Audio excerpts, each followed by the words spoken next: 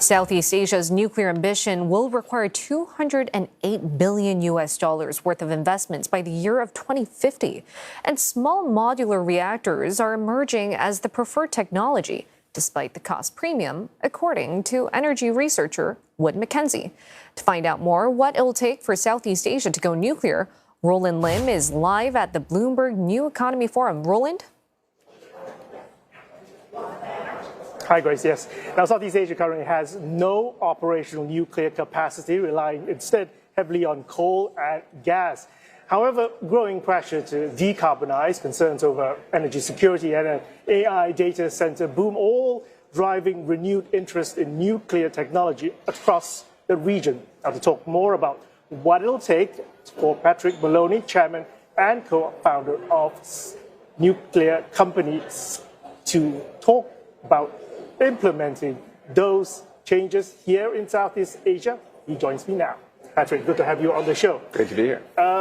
You're building fleet-scale light water reactors versus, say, small modular reactors that are favored by AI data centers. Tell us, first of all, to the layman, the pros and cons between the two. Sure. Well, I mean, I think the first thing I would say is, the nuclear company as a firm is really focused on predominantly solving what we think is the critical issue holding back the entire next nuclear renaissance, which many folks would think it's the reactor, right? If you were to follow private markets, you would be like, wow, this seems like all the capital is going to go build a new nuclear reactor technology, which for us, we were slightly confused by, given that if you were just to look at the U.S. today, you would find that we have 94 operational gigawatt scale reactors producing 20% of the power on the grid at the highest capacity factor, meaning it's the most reliable power on the grid, which led us to believe that maybe the reactors aren't the problem, that maybe the reactor technology we've developed over the last 70 years is actually incredible. But indeed, the actual issue is the issue of we haven't been good at deploying those reactors or simply on time, on budget deployment. So as a firm, what we said is, why don't we actually not focus on advancing the reactor technology? The reactors we have must be fantastic. Instead, why don't we focus on solving deployment? And so that's where we co-founded and seeded the business, the nuclear company. So what the nuclear company does is just focus purely on that deployment function. What we work first with is the reactors we have available to us today. So these are traditionally the large gigawatt scale reactors, the light water, kind of technology that you suggested. But as a firm, as these new reactor technologies do ultimately become commercially viable, we can't wait to deploy those too, because those same reactors will face the same problem, which is it's not how good you split an atom, it's ultimately can you deliver it on time, on budget at a low cost that ultimately is able to outcompete things like coal or natural gas or the other existing technologies. So to your question about what's the difference, the answer is at the end of the day, they all split an atom. They kind of take slightly different forms, and there's some advancements in the production of that or in the type of fuel they use. But we actually look at it all the same, which is the most important thing we need to do is deploy new capacity now. And the best way to do that is to use the technology that we've already de-risked, that's already commercially viable, and that's where we've started. But we look forward to enabling the entire ecosystem, because these SMR reactors are going to have the exact same problem, which is as soon as they get ready to deploy, they need a partner to be able to deploy those things on time, on budget, and that's where we're focused. So fleet-scale deployment of reactors in the U.S. currently for you right now. I guess you're doing it on scale, which presumably suggests that the more you replicate this, the cheaper it's going to be, or you're going to have delivery that's actually going to be on time, on budget. Exactly. Yeah, I mean, I think if you look at the history of nuclear generation in the U.S., but really globally, what you'd find is in most cases, we decided it once, and then we decided we needed to change it. And then we decided it once, and we decided we needed to change it. And surprise, surprise, every time you make a change like that, it's usually going to take longer and cost more than you thought, because it's a snowflake, right? It's as if I go build a custom house, it's going to be harder and probably cost more than I thought. Same thing here. And so what we've decided to do at the nuclear company is create the fleet scale model. And what the fleet scale model really unlocks for us is the ability to design something once and then build it many times in a series, which allows us to build very scaled supply chains of labor and materials, and then software enable the entire end-to-end execution to remove cost and friction as you keep getting better and iterate over time. And so the way we think about it is we're kind of just doing for the nuclear energy space the same thing that SpaceX did for launch, right? Which is really just industrialize the process, right? And advance the manufacturing, software enable the execution, but start with proven technology that already exists and then keep on accelerating the progress of the industry through repeated execution and lower cost declines. And we've seen this in China, we've seen this in France, we've seen this in South Korea. When you choose the design once, build many approach, you see material cost declines with each new deployment, right? Because you've chosen a design and now you're just getting repeatedly better at deploying it. In the US, what we found is usually every single next one we did cost more and took longer.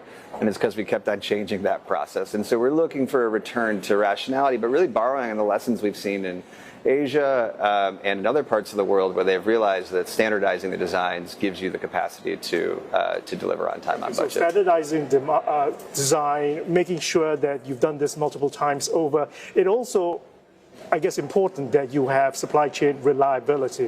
Which key parts would you standardize and order in bulk first to give you that cost advantage? Yeah. Well, I think you're exactly right. Once you now know that you're not building one of something, right, but you're building many of something, you can actually build very scaled supply chains across many of the things you may need, right? And so instead of just having one custom part that you need for one reactor, you can now say, I'm going to order 6 of them, right? And so that is really candidly every single piece of a nuclear reactor. Because these reactors are so, heavily scrutinized from an engineering and permitting and regulation perspective, you really have to be able to create the economies of scale to really just balance the cost of the investment you have to have in these kinds of technologies. And so everything from the way in which you're managing fuel, right? Where are we getting the fuel? How are we managing the on-site storage of that fuel or potentially the recycling of those fuels?